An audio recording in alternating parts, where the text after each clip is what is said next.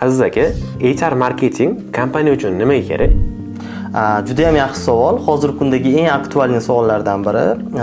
Marketing HR ga nima uchun kerak?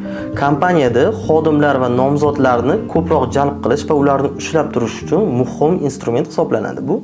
Birinchisi, brend imijini mustahkamlashimiz kerak. Kompaniyada madaniyati, qadriyatlari, ish sharoitlarini nomzodlarga to'g'ri yetkazib berish. Ikkinchisi, kuchli xodimlarni jalb qilish uchun kreativ e'lonlarni yozish. Uchinchisi, xodimlarning tajribasini yaxshilash. Mavjud xodimlarni o'qitish, rivojlantirish ustida ish olib borish bu marketingning eng yaxshi ustunlaridan biri hisoblanadi. Keyingisi, ijtimoiy tarmoqlarda HR marketing strategiyalarini rivojlantirish orqali kompaniya hayoti, xodimlarga yaratilgan imkoniyatlar to'g'risida doimiy kontentlarni berib borish. Keyingisi, xodimlarni brend elchisiga aylantirish. Bu orqali xodimlar kompaniyadagi mavjud imkoniyatlarni o'zlarining sahifalarida yoritishlari kompaniyaga juda ham katta va eng yaxshi reklama hisoblanadi.